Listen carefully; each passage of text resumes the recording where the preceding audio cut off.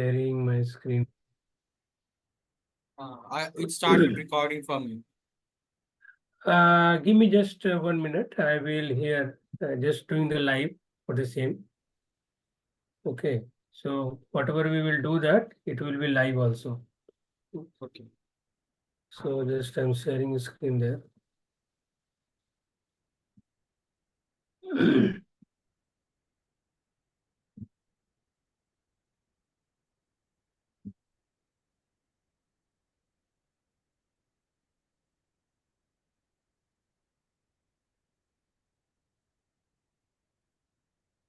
Yeah, then we can do. So hello guys, welcome to all you here to joining with us. And today we have the Don Avinam Piduguralla. He is a specialist in finance and he has done many certification in AI and Python and so many. He is very keen to interested to know to learn the new things and new challenges and spreading the all the his knowledge to the audience. So just let it be patient and learn the good opportunity from him. I will note down and I will request to Don Avinam to uh, do the further for this webinar to be successful. So thank you so much, Don Avinam, for you to taking the for this session. Thank you so much. Yeah, now we will start now. Thank you, Jitendra ji, for your kind words. And hello, everyone. How are you all doing? Welcome to today's session on monetary and fiscal policies. So, whether you're a student, a professional, or simply curious, like me, and want to know how our economy works, uh, this lecture is designed, to help you understand these crucial concepts in a simple and in an engaging way. I'll use many examples, and by the end of this session, you'll have a clear grasp of what monetary and fiscal policies are, and you'll know how they work and why they matter at all.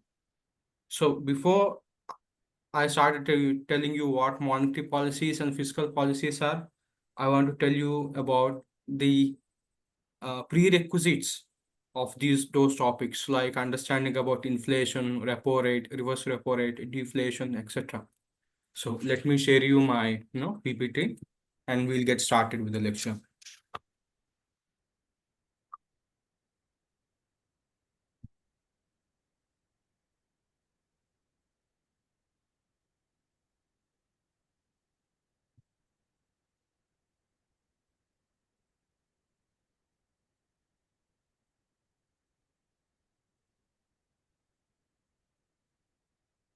Okay, yes. Can you see my PPT?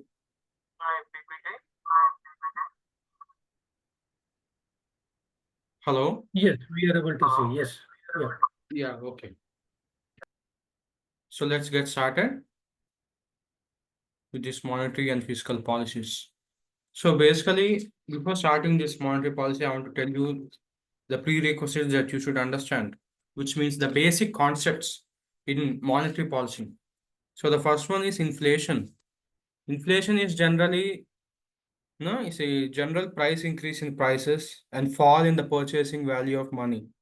And all these basic concepts, most of you might have know this, but I'm just telling this so that those who don't know will understand it or get a clear grasp of somebody who have already know. So when inflation is high, each unit of currency buys fewer goods, less goods and services. Like for example, if the inflation is 5%, something that cost 100 rupees last year will cost 105 rupees this year. So an opposite to that is deflation. Deflation is the decrease in the general price level of goods and services. It increases the value of money. It means you can buy more with the same amount of money. However, deflation is a little problematic. It might indicate a reduction in demand. So something reduction in demand is not, said helpful or it's a good thing. It's not. And we'll talk about interest rates. Interest rates is very important to understand. It is the rate, cost. It is a cost of borrowing money or the return on savings. Suppose you take a loan, the interest rate will determine how much extra you pay back and the addition to the principal amount. For example, if the interest rate is 5%, the interest rate is 5% if you're borrowing 1000 rupees, which means you should pay back 1050 rupees. So, and then we'll go to repo rate, reverse repo rate, and cash reserve ratio.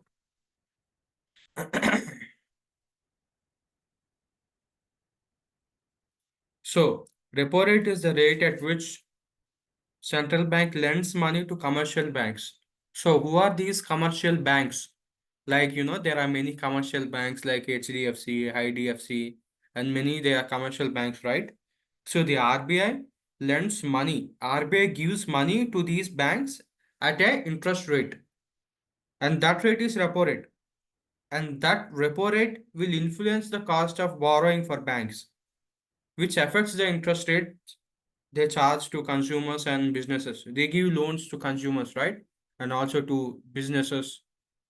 And the reverse repo rate is exactly the opposite of repo rate. No, it is a rate at which the central bank borrows money from commercial banks. It takes money from the commercial banks. The RBI takes money from banks like HDFC, etc., etc. No, it helps the central bank manage liquidity in the banking system. And there is this thing called CRR, which means cash reserve ratio. It is the percentage of banks' total deposits that must be kept in reserve with the central bank. It influences the amount of money banks have available to lend. So the bank should have some amount of money or gold to be kept as a reserve. That amount should not be used to lend to its customers like us. We take loans, right? So that banks cannot give loans with that amount of money. So they keep it like a reserve.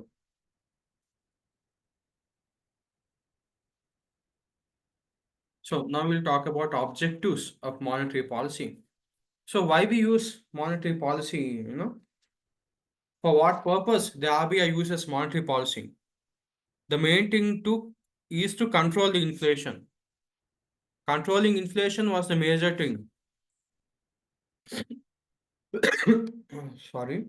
So inflation, I have already told you, is a general increase in prices and fall in purchasing value of money. So it is the primary goal of monetary policy. The RBI tries to keep prices stable.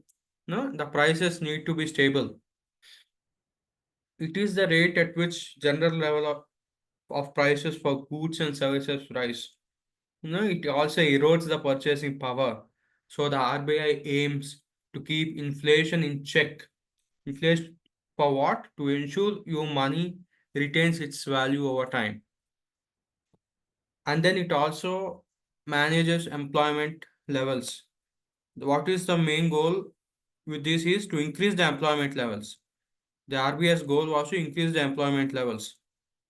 It cannot decrease it.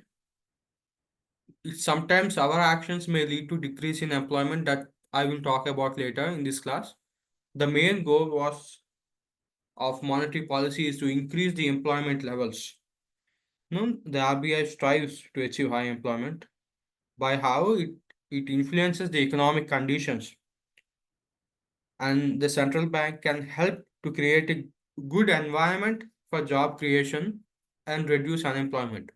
Its goal is to reduce unemployment, economic growth. So it is another major goal. It is to foster a healthy economy. We need a healthy economy, right? By adjusting monetary policy, the RBI can promote sustainable economic growth, ensuring that the economy expands without overheating. We need our economies to grow.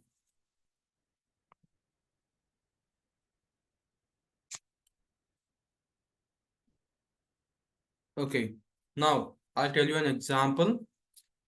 Let me clear this.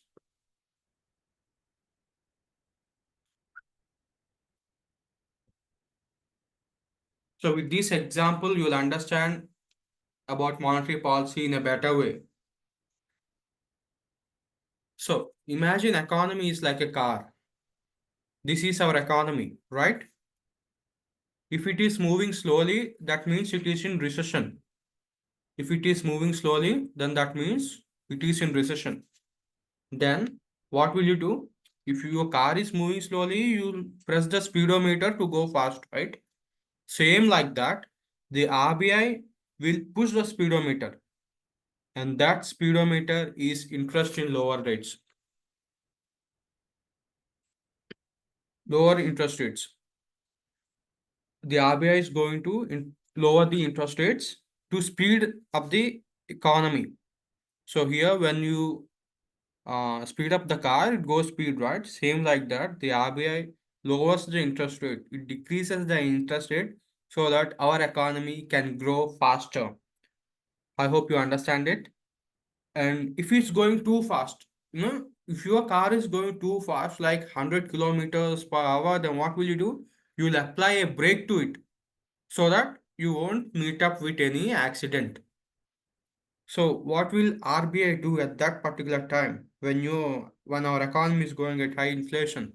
It will press the brake, and that brake is raise in interest rates. It increases interest rate, and that is a brake to slow our economy.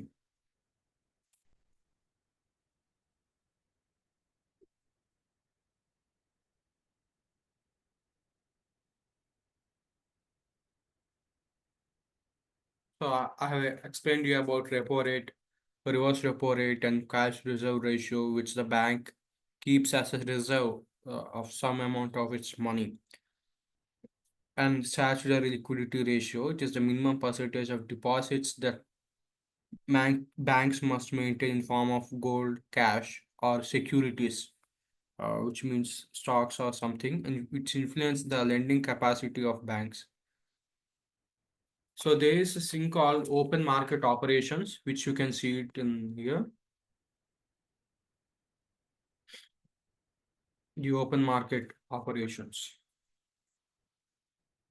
So the open market operations involves buying and selling of government securities, yeah, in the open market only. So when the RBI buys securities, it injects money. It injects money into our economy.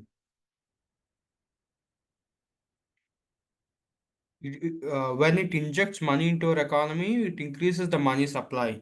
When it sells securities, it takes money out of the circulation, which reduces the money supply. So I'll tell it with an example. Suppose I am the RBI and you are a citizen. I will sell you a note saying it's a security and you will give me 100 crores of rupees. I will give you a receipt saying that you have gave me 100 crores, and for that I will give you interest every year. You gave me money, right? So for that money I will pay you interest. So when I take money from you, the money circulation will be less, which reduces the money supply in our economy, right? If I take money from you, uh, you will expect some interest. With some expectation in interest, you will not spend that money and you will give that money to me, which makes money supply less in our economy, which lowers purchasing of goods and services by you. If you purchase some goods, the businessman purchases another goods. That's a circle which goes on and on. Okay, and that's called open market operation.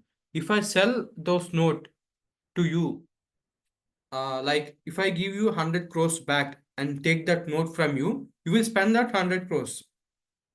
If I give you 100 crores and take that note which I gave to you, then you are most probably going to spend that money, right?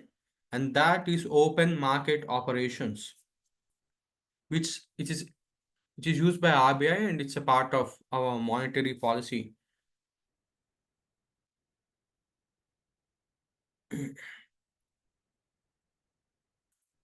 Yes, RBI increases open market operations and decreases open market operations sometimes.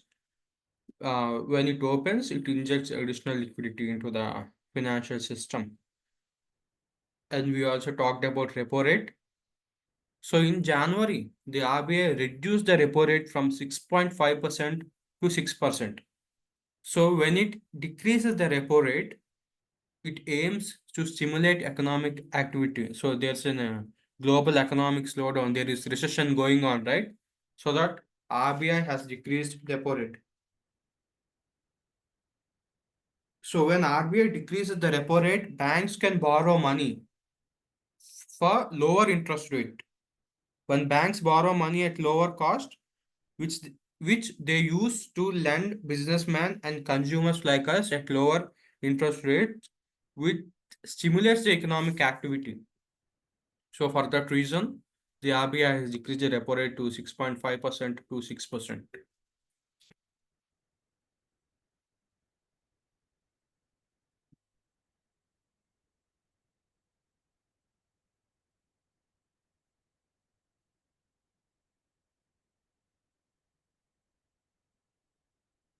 Okay. Hello, Jitendra. I think we both are Yeah, only there here. yeah. So we And can finish this year like whatever we have the contents, then we just yes, will complete it, and then we'll have this some based on some question and answer. Then we'll wind up. Yes. okay. Yeah. So we completed discussing about fiscal policy and we'll go to, oh, no, I'm sorry, we completed discussing about monetary policy and we go into fiscal policy now.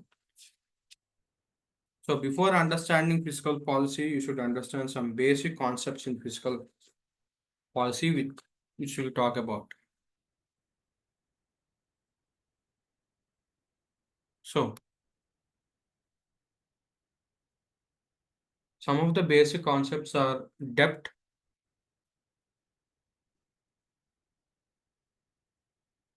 national debt and budget deficit. It is budget deficit, public spending by the government.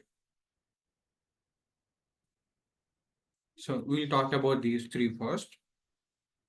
So what is a budget deficit? Budget deficit occurs when the government spends more money than it takes in through taxes and other revenues. Uh, I'll explain it. So if the government spends more money than it earns, and that's called budget deficit. To cover the deficit, the government borrows money from whom? From international banks or from citizens like us, which adds to the national debt. Our national debt increases. So, for example, if the government spends 100 crore rupees, but it only collects 80 crore rupees in taxes, so the deficit is 20 crores. I hope you understand it.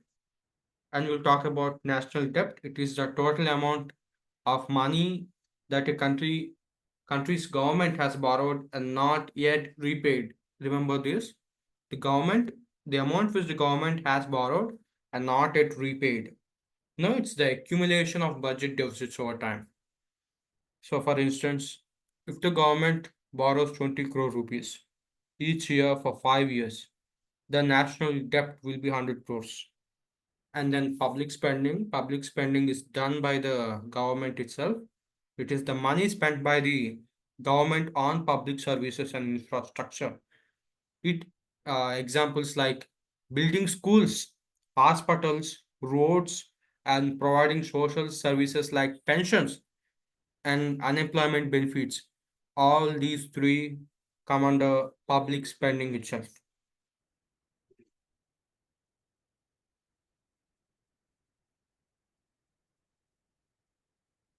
So, let's understand the basics of fiscal policy. It involves the government spending and taxation to influence the economy. So in India, the Ministry of Finance is responsible for designing and implementing this policy. The monetary policy is applied by the RBI. but the fiscal policy is applied by the Ministry of Finance, which is headed by Nirmala Sitaraman, who is our finance minister. So let's understand what are the objectives of this fiscal policy.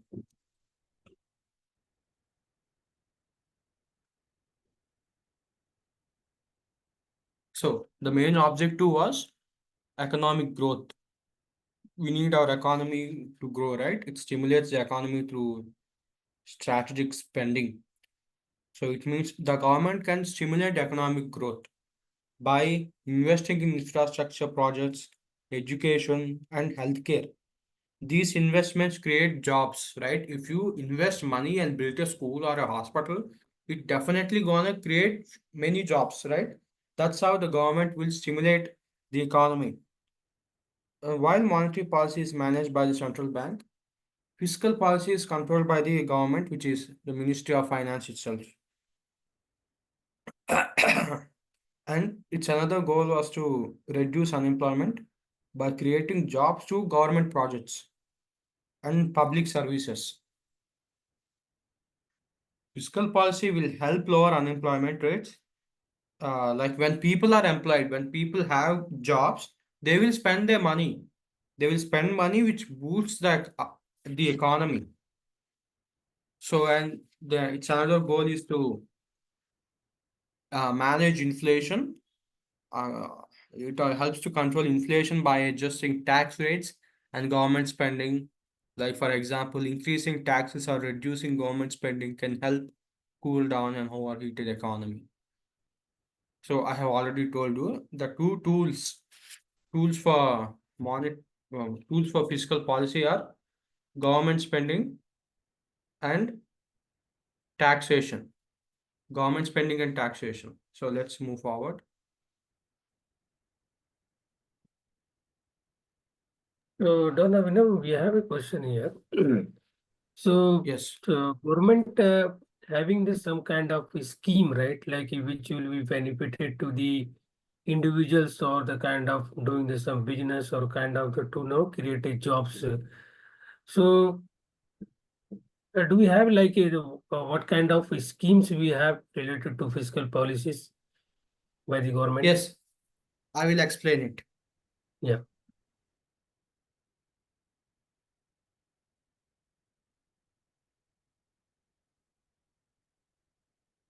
So before that, I will complete this example of fiscal policy. And then I will tell examples of monetary and fiscal policies which are implemented by our government. So this is an example for fiscal policy. It makes you understand about it much clearer. So imagine our government as a gardener. We have a garden, and for that garden, the government is the gardener. The government plants seeds, right? When government plants seeds, that means that it spends money. It is spending money on projects like infrastructure projects, schools, building schools, and hospitals, etc. And it waters them.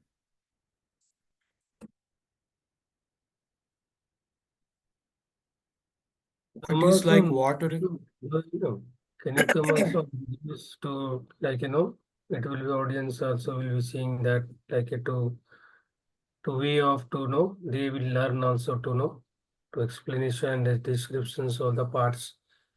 If you come video mode, then it will be good for others also. On video mode. Yes.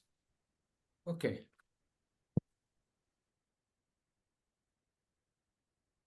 Yeah, okay. So what have I told you? Like, so if the government is gardener, it plants seeds.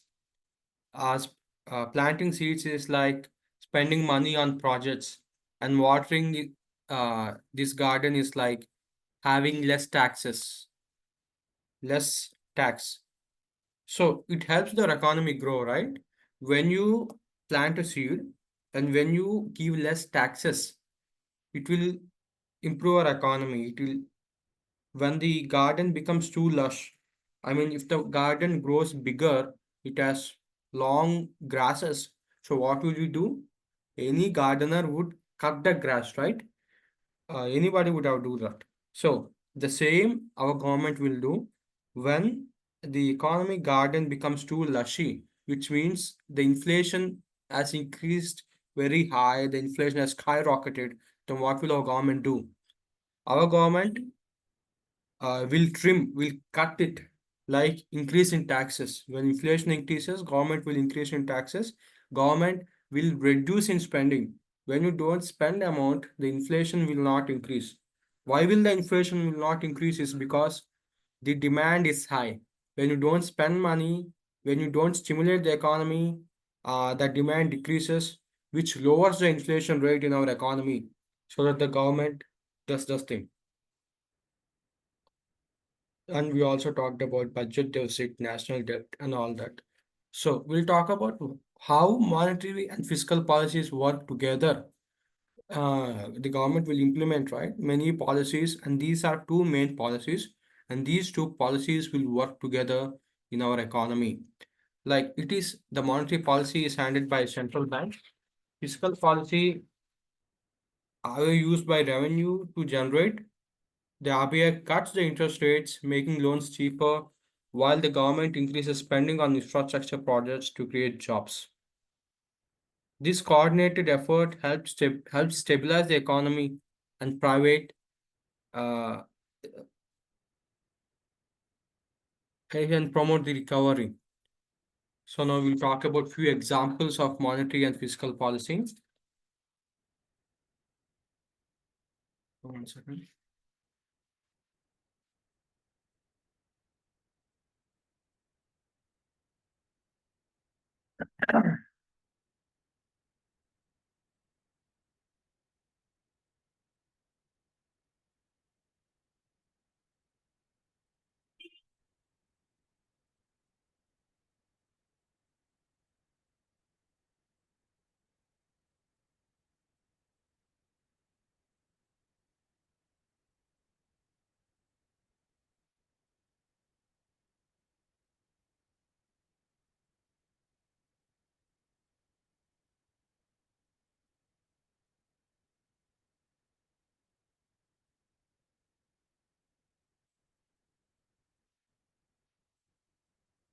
So we'll talk about the real world examples of monetary and fiscal policy. Before we had this, Bharat Vikas Yojana, which I will also talk about.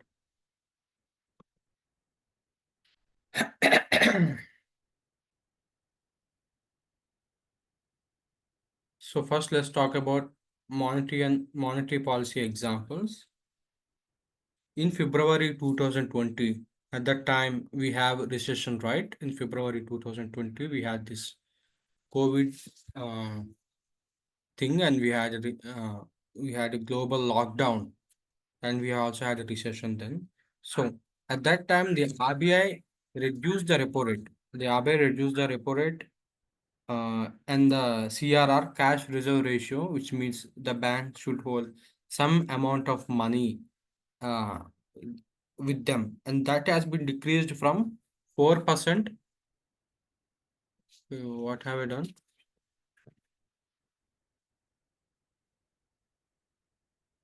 So, okay, I'm sorry. I will.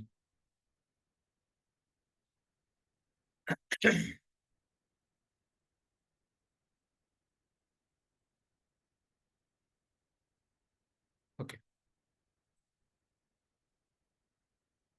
So the cash reserve ratio has been decreased from 4% to 3%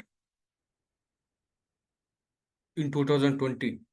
So for a period of 1 year, for 1 year, our cash reserve ratio at banks was just 3%. So why did the RBI did this? This measure released about 1.37 lakh crores of liquidity into banking system. So giving banks more money to lend, which helped boost economic activity. Like when you decrease the cash reserve ratio,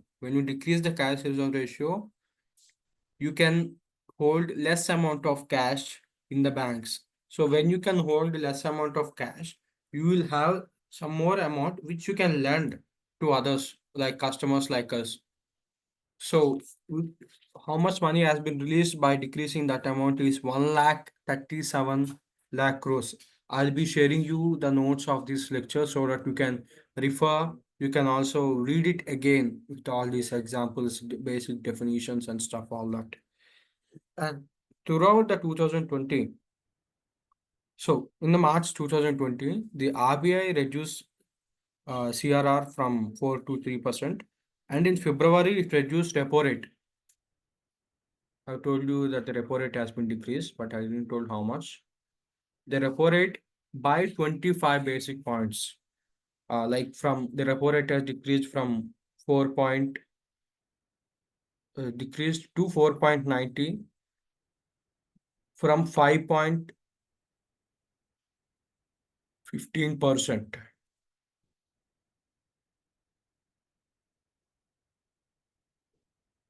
So this was done to make borrowing cheaper for banks. So when you decrease the repo rate, the banks can borrow amount for just less interest rate, right? When you decrease the repo rate, the banks can borrow money from the RBI at less interest rates. So which in turn would lower the interest rates for consumers and business. So when banks take money from RBI at lower interest rates, it also gives uh, loans to our customers, like common people like us, for less interest rates itself. So this measure released so this was done to make borrowing cheaper, and it helped to stimulate our economy a lot.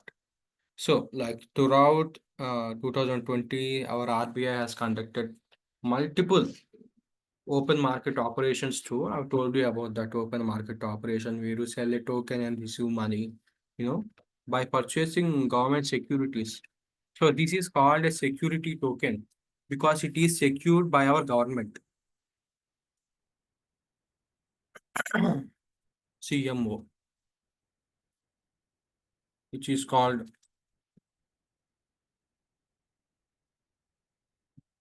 OMO, which is called open market operations. Throughout 2020, the government has done this. So by purchasing government securities, you can it injects liquidity into the banking system. This helped maintain liquidity and ensured that banks had enough fund to support lending and investment. So there is this thing called targeted long-term repo operations, which is very important.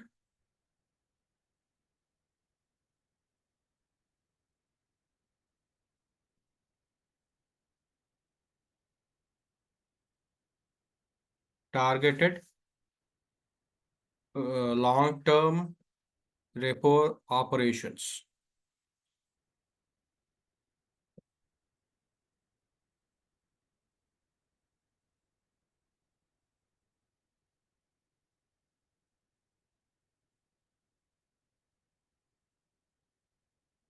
So in 2020, the RBI introduced this, which is called TLRO, which means targeted long-term repo operations.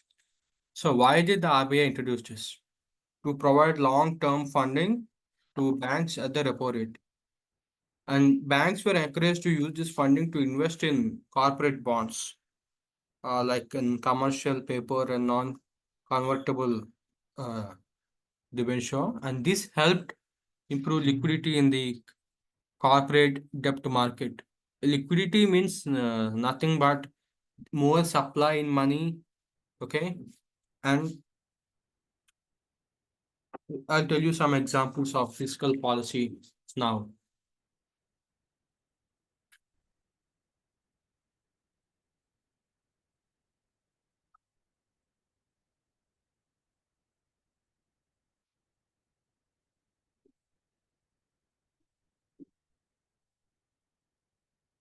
So in response to COVID-19 pandemic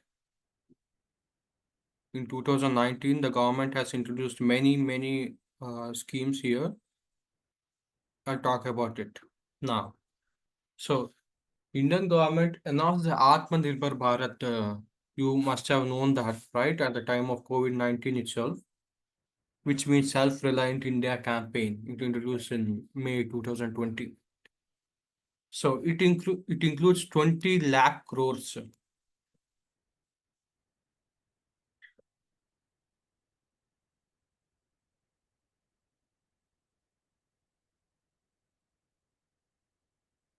It includes 20 lakh crores economic stimulus package. And here we aimed like to support various sectors, like including MSMEs, which means micro sector, macro medium sectors, and agriculture and healthcare. And we provided direct cash like to poorer sections of our society. We sent money, I mean the government sent money to the poor people directly to their bank accounts. It supplied free ration and all that stuff. And that is a part of fiscal policy, and we do it to stimulate the economy. Mhm. And there are few tax reforms in 2019. Those who study tax must have known that So, in for 2019 we had. for interrupt here. So we have here just 2 minutes for that, and then the session will be wound up. Okay. So thank you so much for your outstanding session on the fiscal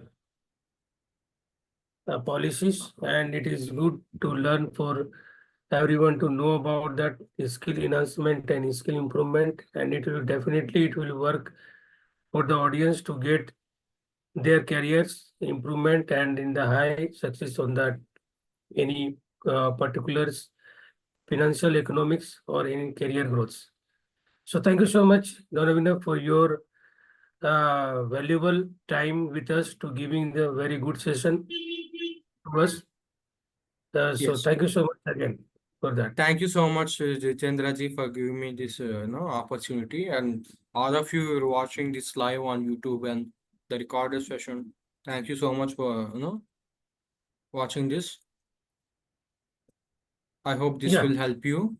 Yeah, thank you so much. So definitely, and Goodbye. just contact us for any kind of any help or any kind of your learning activities you want to improve with the Donavina. And we will be sharing you all the kind of details of the social media links, and you can contact and you can approach to Donavina to get the your skills, because you are investing money in your skills. Definitely, it will be double and triples. The bonds will come from your back to your life and your get success. Thank you so much again. Yeah. Yeah, Bye. thank you. Let's meet later. Thank you. Thank you. Bye. Thank you.